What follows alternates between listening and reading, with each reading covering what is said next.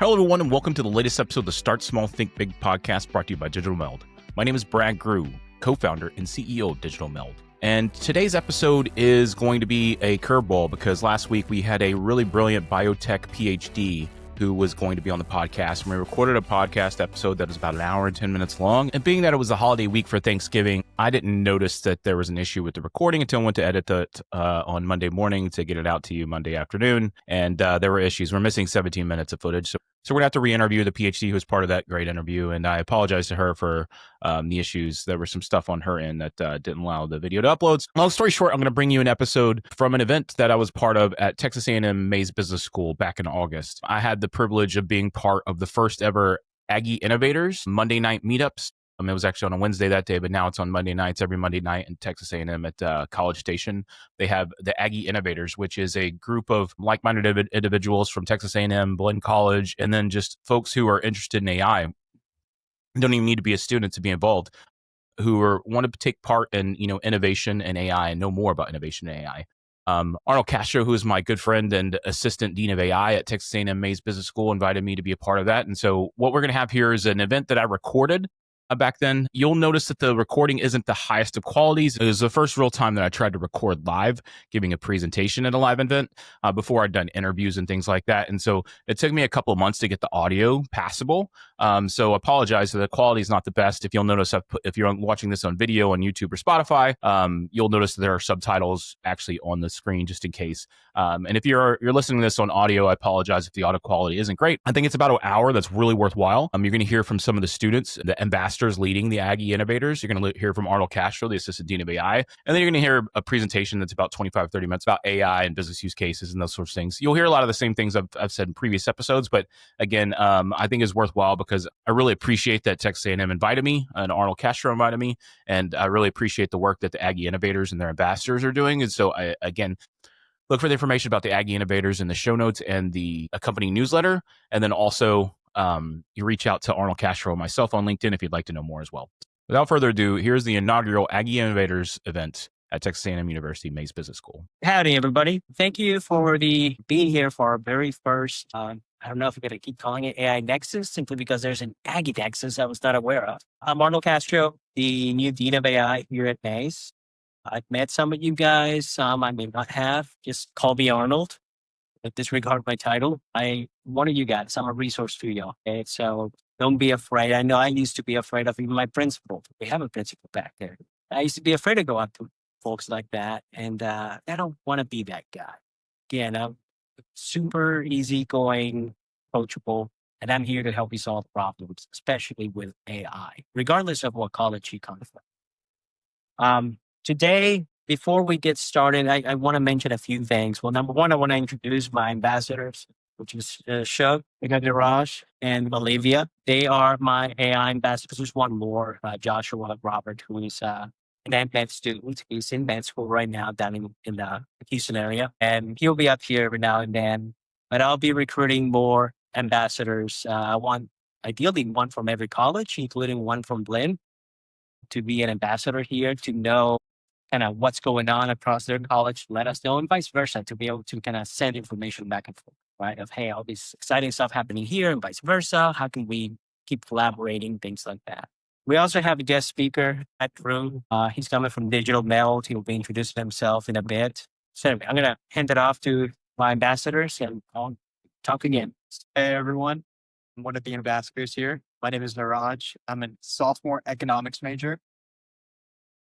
Shub and I here, we are just a little bit about ourselves. We have a company together called Hey Eva. It's a startup in the H-Tech space, basically building tech support and scam detection for senior living. So for older adults and seniors, we sell them to retirement homes, CCRCs, independent living facilities, that type of thing. Hi, everybody. My name is Olivia Mayola. I am a sophomore marketing major. So I kind of came in here just really interested in technology and in AI. And I'm kind of helping Arnold and the other ambassadors kind of make bridges between the different communities in the business school, as well as across all the colleges on campus. We feel that AI is a really great tool. It can be used anywhere. And I'm here to kind of market that and help people apply it to their majors and what they're working on. Thank you, guys. Josh, just wanted to go ahead and introduce him again. Josh is an EdMed student right now. He's in Houston doing absolutely cool things. Hopefully he'll join us sometime soon. But my name is Shub. I am a sophomore finance major here at Texas A&M. Alongside Niraj, I serve as the chief executive officer of AIVA. And I'll tell you, on my journey here at Texas A&M, I came in initially as like a finance major, as I said, exploring IB, exploring corporate finance, all the other things you could do. And this guy came along and he told me to put all my eggs and motivate me into doing something that I truly wanted to do, which was building things, building great applications, helping in communities, and not waiting for my moment, going ahead and seizing it at the time. And that's what this is all about. That's what the Aggie Innovators is the new name. Coined that, mark that. Aggie Innovators. That's the name of this group. A group of people that doesn't matter if you're coming from a group like finance or a group like marketing or any other avenue there is, you can apply what you have and put that towards something beautiful with speakers to, fuel that vision with whatever industry, agriculture, finance, doesn't matter. Resources when it comes to credits for startups or other co-founders, technical people to build with. That's what we want to build here. I've explored, Niraj and I, even Olivia, we've explored almost everything this school has to offer when it comes to the entrepreneurship scene, the IFC. And it's great. We love it. We want to do better. That's what we want to do. We want to combine these groups that are scattered and not together and, concisely make one student group of absolute hardworking, passionate dreamers and people that want to build AI solutions and do amazing things there. So that's what Aggie Innovators are really about. And we're excited to work with you guys. Also, I think my email, I don't know if my email's on this, but I'll put my email here on the side if anyone wants to contact. But we will all do the same. But yeah. So here at Aggie Innovators, every time that we meet, we have three main things that we're going to go ahead and talk about. The first one, which is to learn how to apply AI in business. AI is a very versatile, not a tool, but just something that you can leverage to make what you do now even better. And we want this to be a place where you can learn how to apply that. If you're a finance major, we want you to come here to us to help you figure out how to solve that problem that you don't know. If you're in consulting, we want you to come here and figure out the solution for the business. We just want this to be a place where everybody feels comfortable to come to learn about AI and how they can use it to make their life better. Like Arnold said, your capacity is going to improve, is going to increase drastically, but you need to learn how to use it. So we hope that you guys come every week. That way we can go improving our skills and how to use it. Yeah. Okay. Yeah. To hit on exactly what you said, you don't need to be an AI spot. You don't even need to be in tech. We'll help you out. We'll help you get there. The resource will help you get there. The AI itself will help you get there. You just ask chat how to use chat. Otherwise, something we're really excited about is collaborate on projects and startups. We want to make Texas A&M, specifically College Station, area for innovation and we want more startups out of the school. We want more people working on things. A lot of people at the school have this mindset of they want to build things later. And that comes with the culture that we push out. So if the culture that we push out now is start now, try now, fail now, and then learn now, that will help them out so much more moving forward. And that's really what we want to do. Collaborate on projects and startups. So we have a great idea of doing a bunch of great things. You'll see on the slides later of accelerators, incubators, getting people from like Perplexity and getting your startups. Like, for example, if you guys use Google's Gemini as your AI, cover those costs as well as any other ones like Voice, Deep Grant, whatever it may be. We want to help as much as we can on that funding side as well.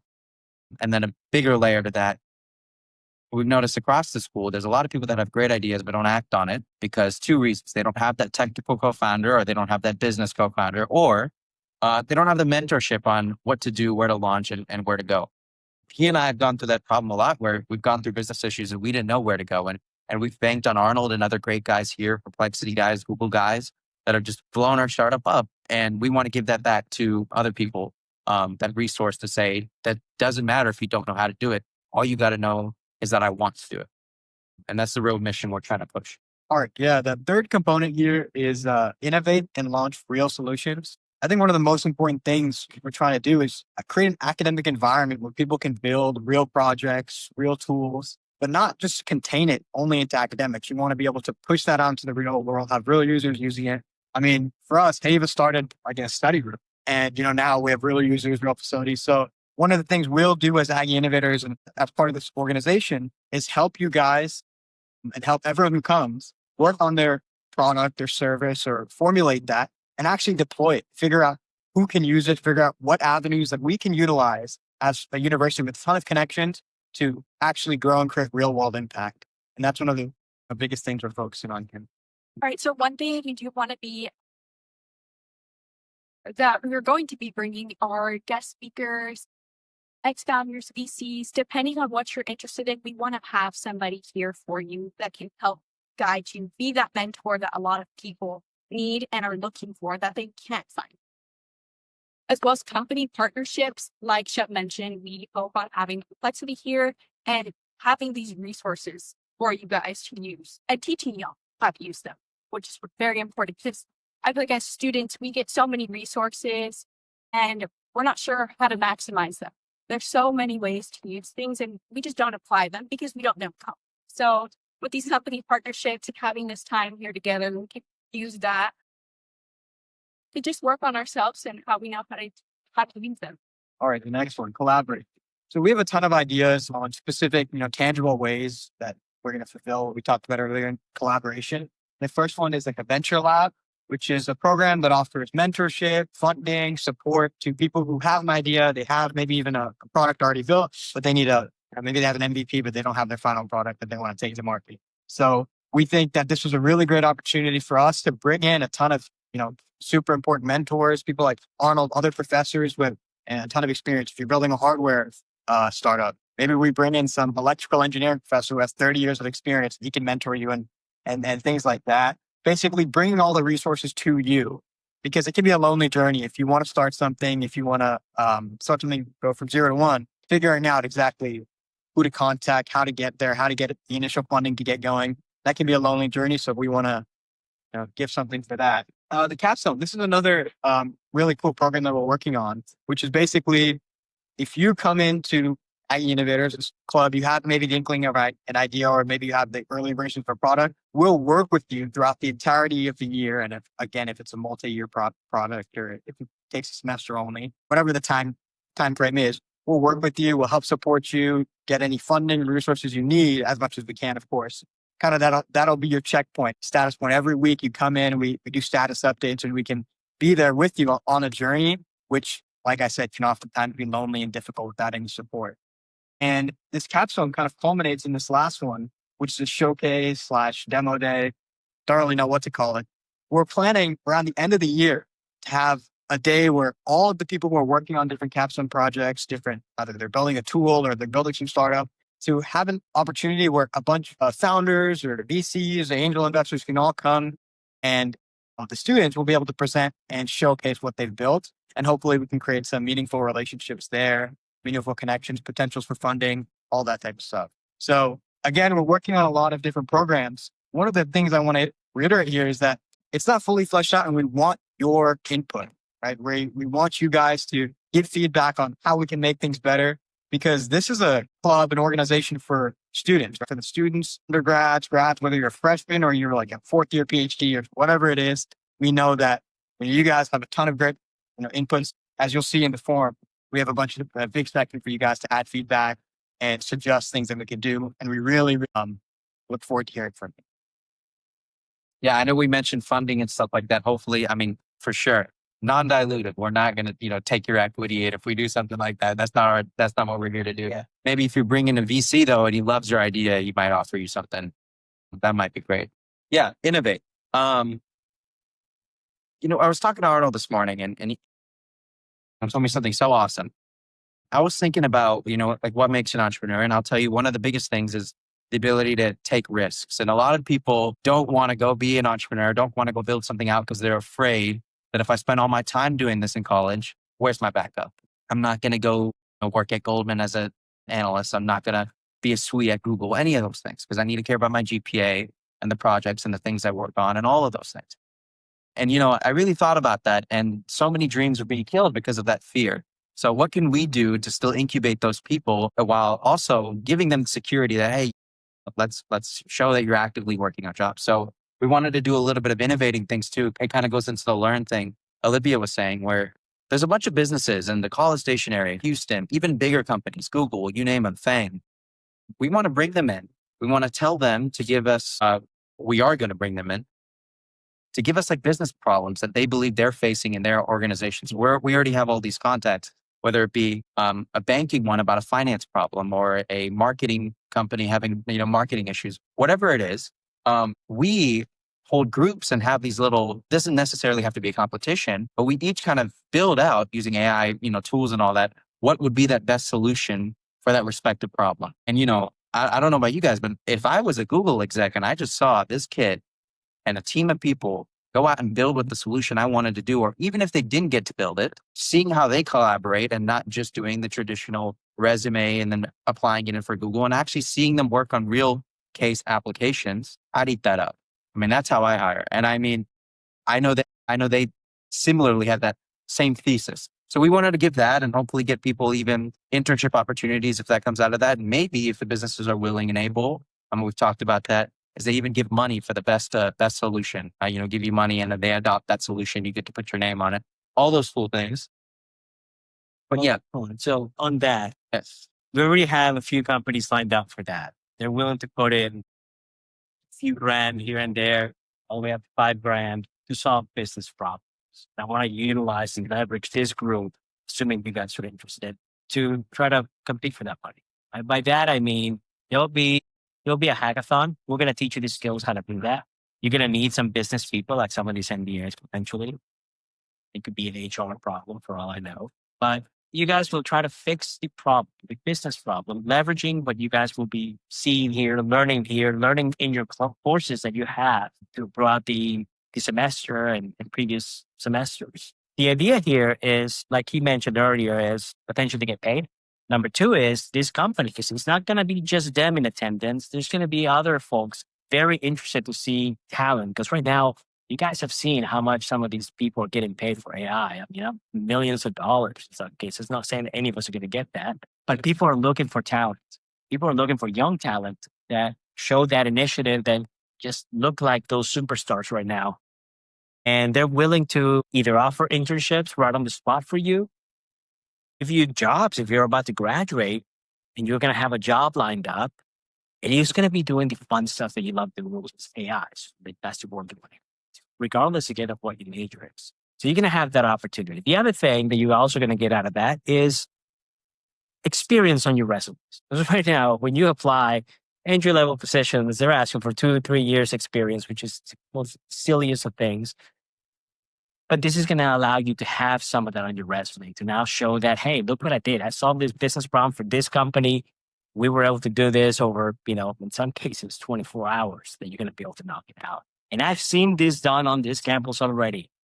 Back in February, there was about almost 600 students at the rec center competing in a hackathon, and they're solving different problems in 24 hours. They stayed up all night trying to compete, and they were competing for $500. And they were able to solve some pretty cool business problems from that world. And Google was there, Amazon, Microsoft, and myself, and we were the judges trying to see, okay, who has the coolest idea, who solved the best thing that we all felt. And it was amazing. That's what opened my eyes to like, holy cow, you guys are a very smart generation. It's like you guys are going to be walking circles around us. It's awesome. And that's what we want to do, is give you that opportunity to kind of shine. Because a lot of us, all of you guys, that's what you guys want. It's a job as soon as you graduate. You need that opportunity. And this is going to give you that chance. Okay. So I'll be emailing a lot more on that. And I already have the first company lined out. I'm going to announce it probably in 2 weeks because I want them to come in and announce it themselves. We're going to put a date. This is something that I would like to do ideally once a month, but most likely once every other month to give people a chance to kind of learn some of this stuff that they need to learn. But there's already pretty much can have the full year lined out for you guys that you're going to have a lot of companies wanting to do this. And they're from not just College Station and Bryan area, all the way in Houston, Austin, San Antonio. Everybody's lining up to see what talent we have. We want to show them. The last one on this is the early access to AI programs. Working with Arnold, talk about every LLM company out there, every AI solution that's being made. every single thing. I mean, before it's even posted, this guy has it. And I mean, he has given us the honor to like use it and do those things. And I mean, absolutely like be on the edge of like whatever's going on in AI, cutting edge stuff. So the people that are part of this room, I mean, if it's feasible, like I think it is, like let's get you guys hooked up on that stuff. All these other LLMs out there and stuff like that. Whatever AI initiatives, new things that are coming out, even if you find one and you think that you want access to that, it's like a $200 a month subscription or stuff like that. Come to us. We'll go get it. That's our job. Our job is to provide you guys some resources. All right. Sorry about all the technical difficulties. Yeah, as Arnold was saying, we go way back. So I want this to be a collaborative session. If you have questions, please raise your hand, shout them out. I prepared 90 slides. We're not going to go through all those 90 slides. If you want the full slide deck, take my card, email me. I'll email you the entire slide deck. I just like to be prepared in case you guys have questions about things, just to get an understanding of where everybody's confidence level with AI is and understanding like how an LLM works and things on a scale of 1 to 10, who's above about a 5 on that AI scale. Okay. So we have some beginners in here because that just lets me know like how we kind of do things. I'm going to go really quickly. If you can have ADD, I need to slow down, just tell me. But just about us, I'm the co-founder and CEO of Digital Meld. We're a B2B technology consulting company. We started to build software. That's what we started the company for. We were going to build software solutions and sell those solutions to customers. And then we quickly found out that no business is really ready for AI. Regardless of what you hear on the news, regardless of what you hear everywhere else, like most businesses just aren't ready for AI. And most businesses are slow moving ships, right? You can't turn it overnight. So we found ourselves in being business developers when we are software developers. That's just the way it is.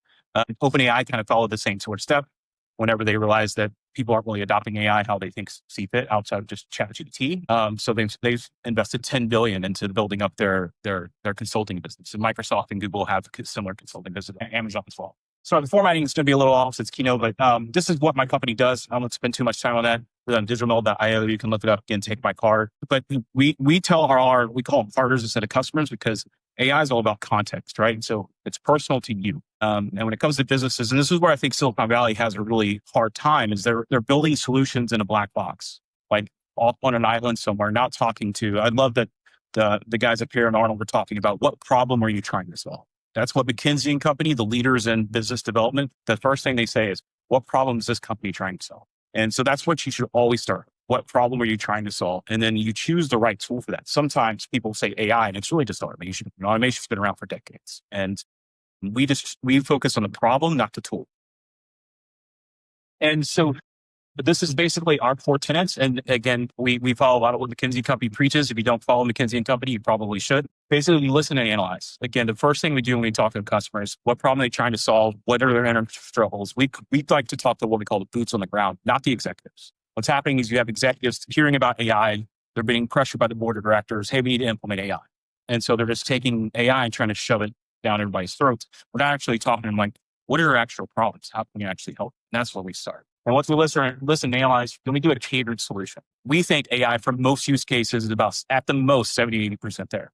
The last 20 or 30% is always going to be the secret sauce for that organization, how the processes are, how the internal workings are. Trying to build a turnkey solution that works for everybody. To me personally, that's a pipe dream. That's in 20 plus years of experience with enterprise side clients. Our leadership team, Robert Groux is actually my nephew.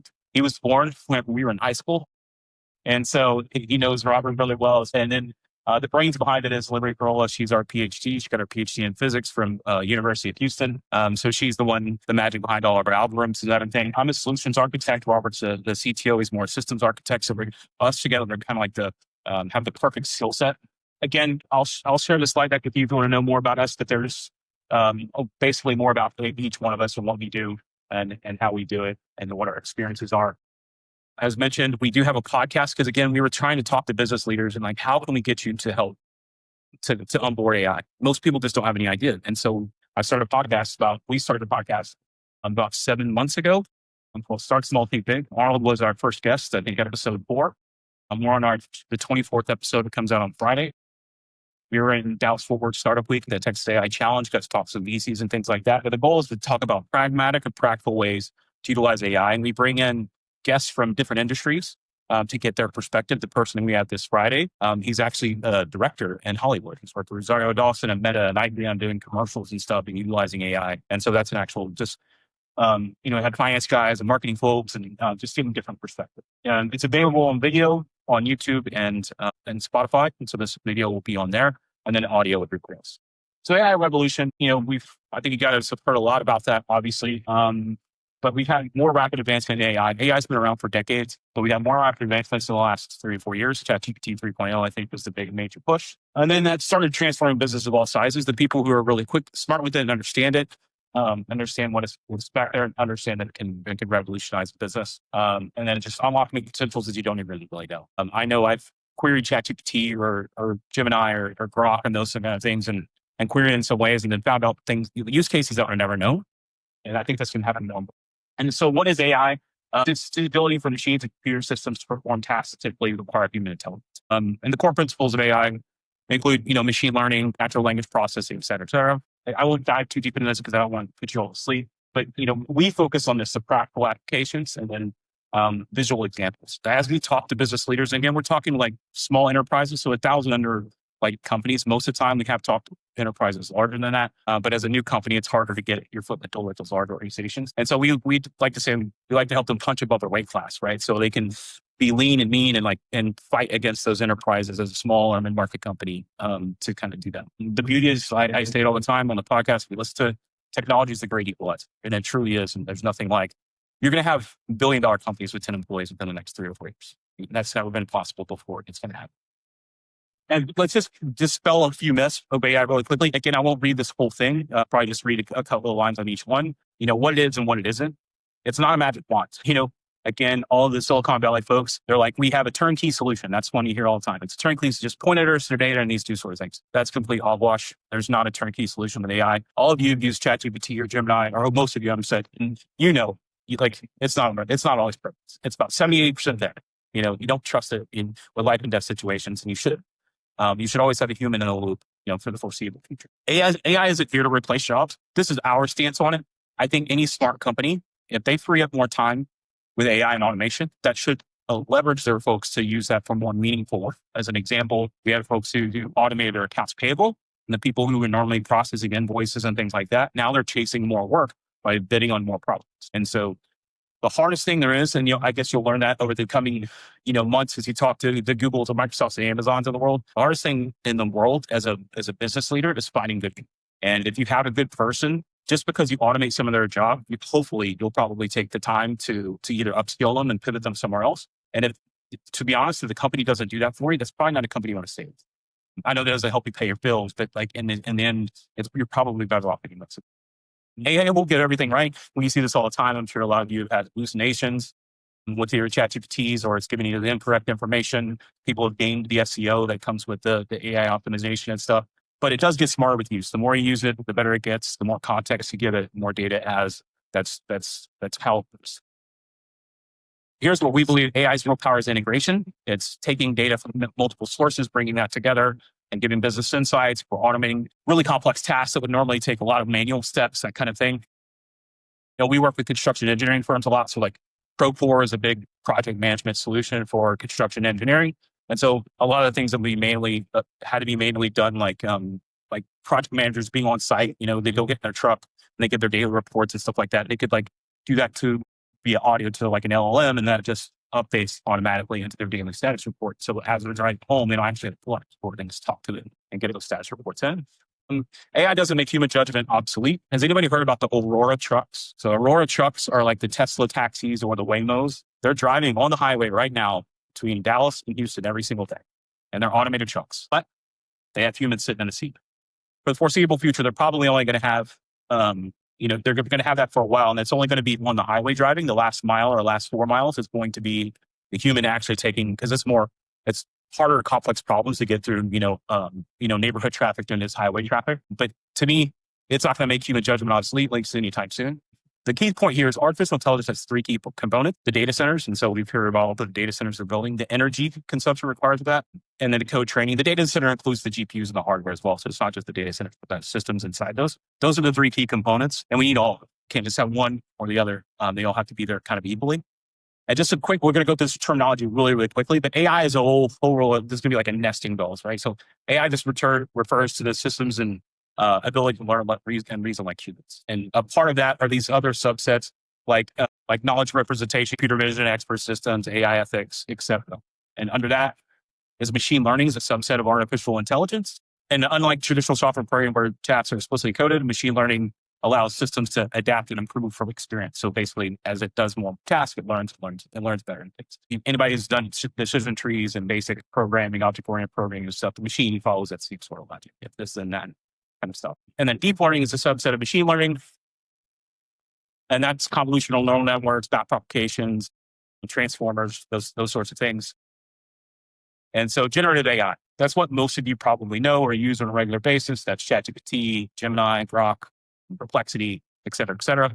And AI is just an umbrella term. Like I said, it has all those sorts of things. We won't dive too much into this. Two other terms you may have heard of: artificial general intelligence, or AGI. That's what the race is on. That's us versus China, or the world power. Basically, AGI is when the computers will be able to think and adapt just like us. And the ASI is or artificial super intelligence is that pipe down the road that hey, it's going to be smarter than that. I think it will happen at some point, and it already is in some areas, but with autonomy and things like that, we're many, many decades. Again, the big thing is about these AGI and ASI, even if we unlock them tomorrow, we don't have the hardware to run it. We don't have the power to run it. We don't have the power transmission lines to run it. There's just not enough. There's not enough GPUs, there's not enough those sort of things, but it still is. When we get that first, it's going to help solve those problems by helping solve fusion energy and those sorts. And that brings us to agentic AI. Is anybody familiar with agentic AI or use AI agents in their life? It basically refers to AI systems that can autonomously perceive, reason, and plan and act. I know you guys are Texas A&M. Arnold has Perplexity licenses for all of you, correct? Which also gives you access to the Comment browser, which is the first agentic browser. So you can actually go to Comment and you can ask it, hey, I want these new Nike shoes. Can you just check out all the sites and see which one has the best options, and how fast can I get it with shipping? And you can prompt it in that way, and it'll just autonomously go out and check all of the sites. And it'll literally navigate to the sites, and you can watch it as it's doing it. And after a while, I'll come back with the report and tell you exactly what happens. You can actually have it, you can instruct it to go buy it for you once it finds them.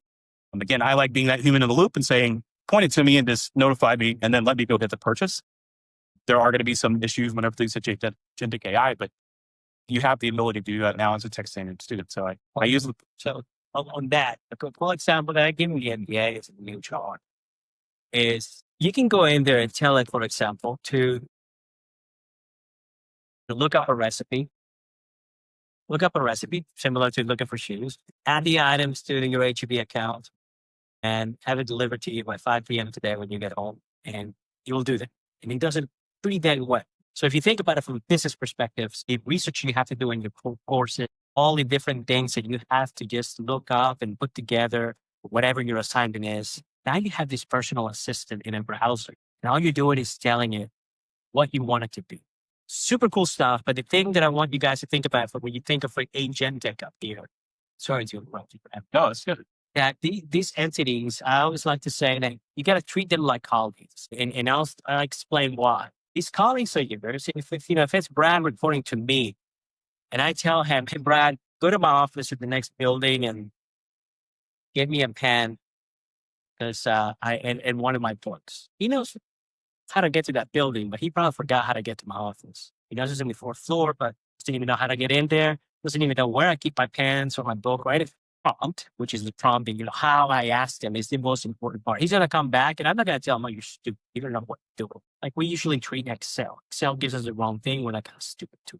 And you try to fix it again. You have to treat it like, hey, but I'm going to pretty much coach her and say, dude, I'm so sorry. I didn't tell you the exact location of it. Hey, it's going to be next door upstairs, room 440, and it's going to be in my second floor. Because I'm being very specific.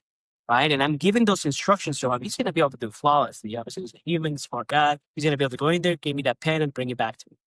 That's how you have to treat Gen AI, this agentic style special. Because as it tries to do those tasks for you, as you're asking it to do those things, is it going to be perfect? No. But the more you train it, the more you give it those instructions, effective, better it's going to be for you. Especially if it's going to be a recurring task that you're going to be asking it to do. Because you can tell it, hey, whatever I just did every day, go to my office and bring me a pen at 8 a.m. It will do those things for you. It could be research on different things that you need every day. In my previous life, in my previous company, what I was asking it to do, the AI is to look up, at the end of each quarter, go and research every single one of our clients, bring me their quarterly reports or 10K, whatever was released, and summarize it for me. Give me all the information on it. Let me know what their risks are and everything else, because we wanted to know what impact did we have on those clients. And I didn't need to pay somebody to do that. It's AI doing it for me. And it's some hours and hours of work that we have to put together to do these kinds of things. That's the power of agentic AI. Okay. And that's what we want to empower you guys with for all your courses, including professors. From our side, these agents can help us great. They're going to be able to, like my class, that's going to be launching this spring. It's expected to exceed 1,000 people. How am I going to grade 1,000 people? AI is going to help. And I need to train AI very, very good because I don't want it to get bad grades to fantastic stuff or the opposite, give good grades to something that is lackluster. So obviously there's still going to be a human in the component attached to grading because it was feature attached to it, but it's going to be able to help me. In the case of the AI competition that I mentioned earlier, there's going to be the finals on the 20th. There was 4 human judges, 1 AI judge. The AI judge, let me explain what happened there. There was all these different startups. Some startups as a human, I never realized until I compared myself to AI. We're very biased, extremely biased as humans. We know that. I have my likes and dislikes. I have the things that I have nothing done or nothing about. Like, for example, women makeup products. I know absolutely nothing about it other than whatever my wife tells me to go buy for it. But this startup has submitted an AI infused AI makeup product that could look at your face or whatever you asked it and tell you, hey, what kind of makeup likes best for you if you're a lady. To me, that was a terrible idea. I was like, okay, why would I ever want that? Because obviously I'm a guy, I don't care about makeup, but I had my bias. The AI looked at it and AI was like, this is a genius. Like, it meets all the requirements because it was looking at the rubric, right? It was looking at the orders that I gave it, the instructions that I gave it. There was others that it would tell me, this is terrible. And I thought it was a genius idea because I saw it as an opportunity for a business to be super successful based on what I knew about that industry. But AI was saying, no, this is not good because it was looking at the instructions. It was looking at, did they meet the rubrics required? So as you guys go through your school, you're going to have some professors that are going to be leveraging AI to grade. Just keep that in mind. Okay. It's not that it's bad. It's be looking at reality. It's looking at those instructions of the rubric. Us humans, we may be able to curve that a little and say, oh, you know what? He really tried. So let me give him a beam. And they still can do that. But the AI is not going to be that nice. AI is going to be more like, hey, they did not meet that specific part. He got 85% of the night. Doesn't mean you can't challenge it by any means. Again, not every profession will be using this. But just keep that in your mind as you guys learn to leverage these new technologies, that this is looking at specific instructions given to it. It's not a human. It's not going to have that personal touch there. Where now you got to follow those instructions as you guys get your assignments. And you guys start looking at what you have to do and looking at the rubric and everything. Follow those things, especially if there's going to be an AI component attached to this. That's going to help you dramatically. Okay. Again, I'm not trying to scare anybody, but I'm trying to give you a heads up that that's how AI thinks. Luckily, we had 4 humans on AI, but it brought us back to reality from a human side because then the AI was saying, the rules are this. We don't care what you say, but from a human perspective, he was able to, again, bring us down, level the playing field. Actually, the makeup company made it to the finals. They had pretty good product. Just, again, it's an example. We could talk more about that later, but please go ahead. Sorry. Yeah. So Entrepreneurial is a good point.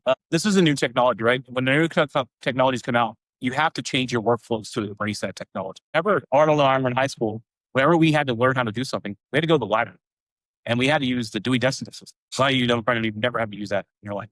You had to go to the library, find a book and go do some research. Luckily, AOL came along when we were in high school. So we were able to do some basic research, but Wikipedia didn't exist yet. We were able to do some research online. And so, but once there was the internet, once you had Google came along, the first, go Google it. Don't go waste your time doing something else. That's what you do now as well.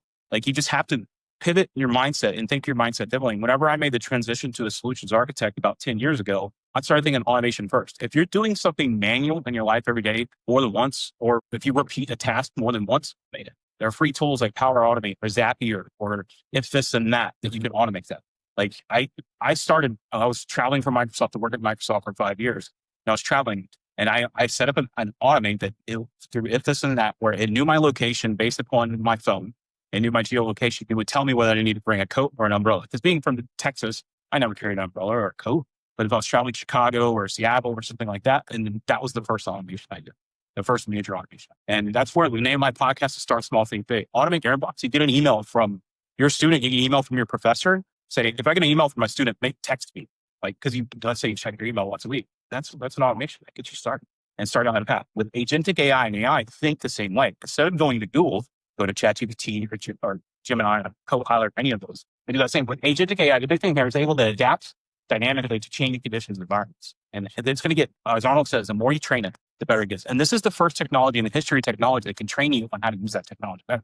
You don't know how to write a great agentic prompt? Go to Perplexity and say, I have an agent. I'm trying to get to do this. What's a good prompt for that? And again, it'll get you about 80 or 90% there. And you're going to have to do a little bit of testing and A/B testing and see what's best. But that's the key. Agents are going to automate a lot of things away. And what we say is we want you to automate things to do more meaningful work, things that you actually care about. If it's a task can be automated, you should be working. Again, we're kind of on time here, so I won't go through all of these. Agentic is not yet production ready. Always have a human in the loop. You don't want to give it, Perplexity your credit card and say, hey, go buy whatever you want. You could, get a $10,000 Mac Studio whenever you get home, whenever you want a Mac Mini. It could be something along those lines. Just have to do that human in the loop. But trends predict that in less than a decade, we'll see AI agents that can complete a large fraction of tasks that are currently humans do every day. Right now, I think trends say about most tests say about 4 minutes of the agentic is about where you can get like a 95 to 100% completion. That's improving every single day. So, and within 10 years, it's improving at the same rate. So and within 10 years, it'll be 8 to 10 hour tasks. If this and that, if this and that, if this and that, that's what I just say that's going to take some jobs away, right? That's artificial generative intelligence insight. Kind of talked about this, but R1 from DeepSeek, that kind of, woke up everybody. That changes how we're going to train things. How we're training models today is not how we're going to train models in the future. ChatGPT 5 is not as good as the jump from ChatGPT 3 to 4 because they've reached basically almost the threshold of how good they can teach with the traditional learning. But now learning Google World Model 3, so they're going to teach with vision. That's how we're going to teach in the future. They're going to teach like a kid. This is just something I want to include that just shows the innovation waves. So first, and as you can see, the waves get shorter and shorter and shorter each time. And AI is just going to help expand that even further. Again, get my card if you want to copy this. Go into much, much more detail about all this stuff. When you guys are graduating or in class, that they would write. Like Arnold and I finished high school right as an internet boom hit. And that's how I was going to be an engineer. And we both got jobs for Y2K, updating computers for Y2K. That's how we got involved with technology. We're both going to be doing two completely different things. And then we ended up in technology because of this. I have a lot of different stats, but this is from MIT Sloan. This is the only one I included. The other ones are hidden, so again, if you get a copy. But 87% of organizations believe AI will give them a competitive advantage because that's specific to their language. But I'm not sure if any of you guys heard, but the MIT study that was released in July that said 95% of all, LLM or generative AI rollouts at Fortune 500 companies are failing. And again, I think that's more of the cultural problem because it's coming from the top down instead of the bottom. You need it if you want to automate jobs, going to improve people's lives and talk to what we call AI is going to impact jobs. I won't get into that very much. The transportation industry is 25% of our economy. And we already have trucks that are automating this. So we already have automated taxis. We already have all this. So we need to do something about upskilling those folks, improving from that perspective. Lower level white collar jobs, things that could be automated will be done, that will go away as well. But I think the beauty is if you say, hey, I'm a mother of 3, I have 2 extra hours a week. I want to upskill in AI for my job type, or I'm an accountant or a bookkeeper. Give me a plan over the next 6 months. Give me 2 hours a week to upskill, and it'll give you a pretty good plan to do that. So you can use these tools to upskill yourself too. Real quick on the job part, World Economic Forum released a report earlier this year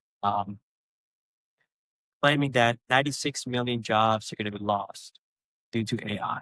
The good news is 130 something are going to be created, which leaves a delta of around 30 something billion jobs created. Now, what those are remain to be seen. Regardless of what degree you're in, some degrees that you guys are in right now are going to morph into a hybrid of some sort over the years to come, potentially a decade. Others are going to cease to exist in the next few years. Not that your job will, but you're going to become something else. And then there's going to be some positions that didn't even exist. Right? If you think about the cloud, for example, in IT, when Brad and I started, I mean, cloud wasn't a new concept by any means, but the term cloud was, because we had data centers and everything else. But IT has dramatically changed in the last 20 or so years, especially since 2010, the cloud, AWS, Azure, et cetera, launched. So things will change. It's not a bad thing. You do what you think is what you love, you have a passion for, regardless of what anybody says. They keep saying in the news, computer scientists are going to be out of a job. I've been coding for a long time. And I'll tell you, as I mentioned earlier to some of the folks here, AI helped me, sped me up by 60%, but it made a lot of errors. I needed to know how to fix it. If I don't know how to code, if I didn't take my computer science courses, how am I going to be able to fix it? That applies to every single one of your potential future jobs. You're going to have to understand what you're doing before you can leverage that AI. You have to learn whatever it is that you're trying to do. So pay attention in your courses. I'm more than happy to teach you how to do those things with AI, but you first have to learn it. Kind of like math, if you think about it. I don't know if you guys still have to memorize the algorithms, the formulas, for example, for regression, right? I mean, yes, you can go into Excel or open up a calculator and just some regression on there, but it's better if you know the formula because you'll be able to understand what you need and you may understand it. That's how it's going to be for whatever it is you're doing. Learn it well, and then use AI for it. Because again, if you're expecting AI to give you the answers, you're not going to do very well, to be honest. I mean, is AI going to get to that point that it can do some of that? Sure, but I don't know if it's going to be before you hit the job market. So that's the only advice I can give you guys. Again, I leverage it a lot. I use it quite a bit. As a matter of fact, I'll give you one quick example where I look really dumb. Right now, I'm building a house and I'm shopping for appliances. So I used AI. I asked it, hey, what are the top appliances that are panel ready? And it gave me a list. And it said, Viking was one of them. And said, owned by GE, blah, blah, blah. And I was like, oh, I hate it. I don't want to use it. So here I am at Best Buy a couple of days later. I didn't even double check and check the sources or anything like that. I'm talking to the salesperson. I'm like, hey, I don't want Viking. GE is a terrible company. And she was like, what are you talking about? They don't know. Never. I was like, yeah, they do. It's like, no, they don't. Did I use Google, not Perplexity, to look it up? And yeah, it was a dumb. They never owned it. And, silly things like that. And you can look just like the dumb person in the room simply because you didn't verify those sources. And don't be that guy. Perplexity is amazing for giving you the sources that it looked at, but it can still hallucinate.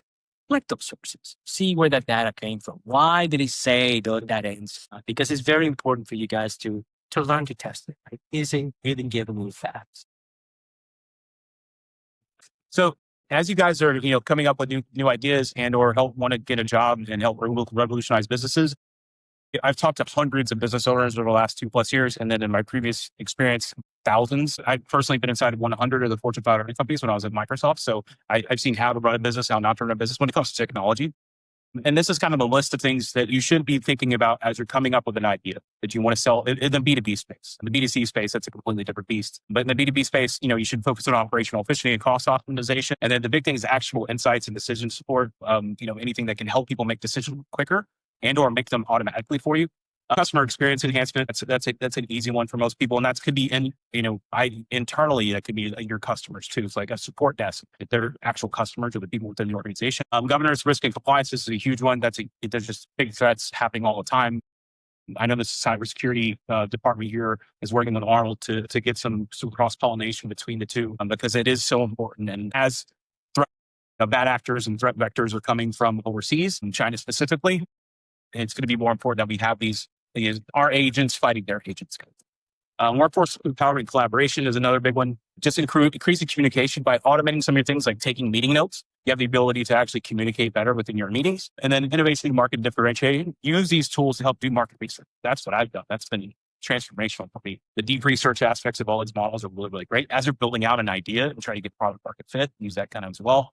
But this is the big thing across all businesses, business processes. That's what you're trying to automate. A business process is a business process. And the data captured in each one of those steps is your secret sauce. You can be learned from that data. And what's happening right now is you have a lot of companies that are capturing data, but they're not utilizing that data. And Microsoft is Microsoft and Google because their data, not their products. Their products are there just to capture more data. And so the data point's actually cool stuff. This is Arnold in his previous life. That's what he did. He did manufacturing. He captured data from all these manufacturing sources and from worldwide multi-billion-dollar organizations and help them increase their efficiency as part of their manufacturing process. We'll skip out the process stuff real quick. But if you don't know what a process is, you should, because even if you, especially if you're in business school, Elon Musk, for all his faults, he says the best process is no process. That's why we have SpaceX catching rockets with chopsticks and Boeing being what Boeing's doing that right now. They're revolutionizing and saying, how can we get the rate faster? You still need a process report and standard operating procedures, but the goal should be to be more efficient. Process mapping, again, we won't go through all of that, but how can you actually do this in a day-to-day operations from a business perspective? Use Copilot to capture meeting notes. This is a meeting Arnold and I had with my company back in February. I think planning our podcasting is on. But as you can see, I used to take meticulous notes. Now it frees up more time. And I was able to put those notes into the transcript of that into ChatGPT and say, hey, can you give us an agenda for me or for a podcast? Do that same sort of thing. You get your notes from your class. Hey, you summarize these for me, those sorts of things. Okay, just a couple more slides, basically just to show the actual use cases that we've done for businesses. The first thing we recommend for most businesses, if they have Microsoft Teams, is utilize Copilot. It's kind of a no-brainer. Obviously, Copilot's not the best, but if your company already used Microsoft Teams, it just makes sense. We like to get that lowest barrier entry, the lowest friction point. Another thing we do is automated AI invoices. Every company has accounts payable. So they're getting invoices and timesheets and that kind of stuff. They're processing that manually. Again, if you have a manual process, start there. If there's a manual process where you're taking data from one spreadsheet to another spreadsheet, or from an ERP system to a spreadsheet, or vice versa, those are right for those sorts of things. Computer vision is what we specialize in. That's what the little green boxes is. Microsoft and Google and Amazon, they spent billions of dollars or hundreds of millions of dollars training models how to ingest documents. So there's no reason for you to go train. You can, but as an example, we had a client where they scanned 80 plus invoices and about 800 timesheets. And then through Microsoft Azure Vision, it was $40 a month. So they free up 90% of one person's time. And she had her MBA, but the data was so important she was putting in for this massive project that she was just manually doing things. And now she's able to do more meaningful work, chase other things. AI chatbots, we all know what those are. But, that's just something that's really, really important. Another easier barrier of entry, predictive analytics. This is a world Arnold knows really well because of his manufacturing. But when you're in a manufacturing space, we have one of our clients is an aerospace manufacturer. They provide parts to Boeing. They're based out of Wichita. And whenever the Boeing strikes went on and the port strikes went on at the same time, they had no idea what their churn rate was. They didn't, how much materials we have, how long will it last us, that kind of thing. They had no idea. But they had all the data. And so predictive analytics is the easiest place to full scale.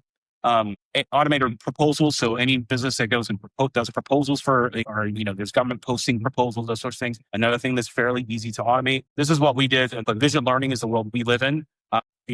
Health and safety, PPE protection, are people wearing their hard hats, their vests, that sort of thing. If you go to RoboFlow, there's open source models that do all this stuff. It's great to do as a project. I think my first vision learning was our office was off I-10 and I just wanted to count the number of 18 words that came across each day. And so I got to set up a webcam and was able to count that. And that's how I first got started with vision learning. And the reason I like vision learning is because it lets people understand what actually is happening, because it's something they can visually see. And trying to talk to business leaders about what they can do is really hard. So we actually built a platform that does this. It's called Rubicon. If you go to digitalmeld.ai, you can learn more about it. But again, I'll go through this really quickly, but we have fire detection. And so basically, is there a fire? Is there that sort of thing? So with cameras and vision and smoke detectors and stuff, we're just taking edge devices, then putting them in and doing AI off of that. Then there's methane detection. That's really big as the ag school. Obviously, methane's a really big thing for agriculture, but also petrochemical industry too. There's the PPE protection we kind of talked about. There's no-go zones. So all the job sites, there's places where you don't want people to go, restricted areas, that kind of thing, is you can automate that. And this is generally people having to watch anything people would have to watch a screen for, then make sure people aren't doing it. We can train models really, really easy to do that. And we just created an entire platform for that.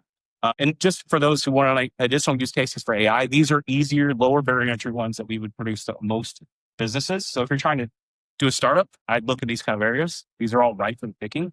And then, so basically, we'll go through this, but it's just more use cases. And this is the last slide I wanted to show that I think is really important, but the AI investment by country. So this is a geopolitical aspect too. There's slides in this about geopolitics. We're not going to talk about that. But the U.S., is spending far more than everybody else in the world combined. And our NATO allies are falling behind. And this is going to be a geopolitical aspect with South China Sea and TSMC. So if you care about our world, I would recommend to learn more about what those constraints are. And then also that could affect our world supremacy and stuff. And so basically this would be like a typical roadmap of how you then embrace AI. Again, I'll share this with you. And there you have it. Hopefully you found that informative, the inaugural event from the Aggie Innovators. Once again, thank you to Olivia, Shub, Joshua, and Niraj, along with Arnold Castro, the Assistant Dean of AI at Mays Business School, for having me and hosting me and facilitating my talk. I really appreciate all the people who attended. I believe there were about 70 people in attendance that night, which was great for our first turnout. We had folks from Blinn College, which is also close to Texas A&M and College Station. And we had just enthusiasts. We had students, we had undergrads, grad students, doctoral students. It was just a great event. And I thank you so much. It spawned a lot of conversations. I've had conversations with probably a half dozen undergraduates since then to help guide them along their AI journey. And I've learned so much from them. If you follow me on LinkedIn, you may have seen a post about that recently. And so I love being plugged in with the youth and seeing what they're doing. They're doing some amazing things out there at Texas A&M, leading some major innovation projects. And so I encourage you to follow Texas A&M and the Mays Business School on LinkedIn. Again, if you're watching this on video right now, that'll be on the bottom of the screen, as long with links to Olivia, Shub, Joshua, and Niraj, and Arnold as well. A link to Aggie Innovators, and then all those other sorts of things will be in the show notes, and then also in the newsletter on LinkedIn. Appreciate you for tuning in. Please take some time and visit us at linktree.com/digitalmeld. There you can find links to the newsletter, all the places where the podcast can be reached, as long as our contact information as well. If you'd like to take part in future episodes, please reach out to us at digitalmeld.io/contact or linktree.com/digitalmeld. Again, sorry about the pivot on this one, but sometimes things just happen when you record episodes. Hopefully we'll have our biotech PhD back on sooner rather than later. We do have a slot coming up in about 2 weeks that we hopefully can fit her in, and we look forward to future episodes. So thank you, and until next week, bye-bye. We want to hear about your AI and automation journey, and we'd love for you to get involved with Start Small, Think Big. If you'd like to participate or offer feedback, please reach out to us anytime via email at contact@digitalmeld.io or use the contact form on our website, digitalmeld.io/contact. Also, please help spread the word by liking, subscribing, and sharing our podcasts on your podcast platform of choice. Thanks.